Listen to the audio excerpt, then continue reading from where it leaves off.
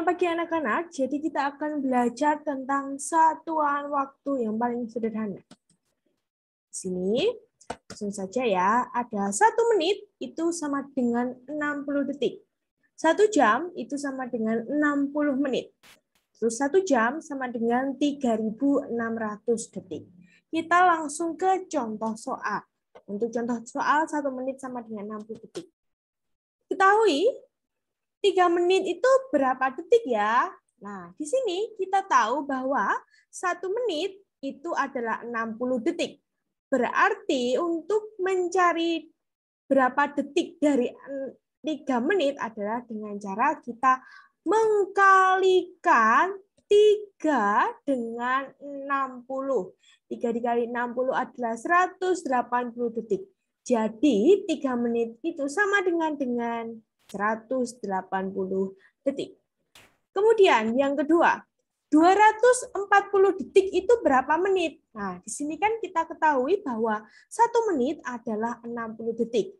Maka untuk mencari detik, kita membaginya dengan 60. Langsung saja ya, kita kerjakan. Jadi 240 detik itu berapa menit? Caranya adalah dengan membagi dengan 60. 240 dibagi dengan 60 adalah 4 menit. Jadi 240 detik adalah 4 menit. Kemudian contoh soal berikutnya adalah untuk soal 1 jam sama dengan 60 menit. Nah, di sini sekarang ditanyakan setengah jam itu berapa menit? Caranya sama ya, karena 1 jam adalah 60 menit, berarti untuk mencari setengah jam adalah dengan cara mengkalikan. Setengah dikalikan 60. Ternyata dapatnya 30 menit. Jadi setengah jam adalah 30 menit. Kemudian yang kedua, 720 menit itu berapa jam? Nah, kalau mencari jam ke menit, kita kalikan dengan 60. Tapi kalau dibalik, kita mencari menit ke jam, maka kita bagi dengan 60. Berarti menit ke jam kita bagi dengan 60 ya. Jadi 720 dibagi dengan 60. Jawabannya adalah 12 jam. Jadi 720 menit adalah 12 jam. Kemudian berikutnya adalah 1 jam sama dengan 3.600 detik. Kita langsung ke contoh soal.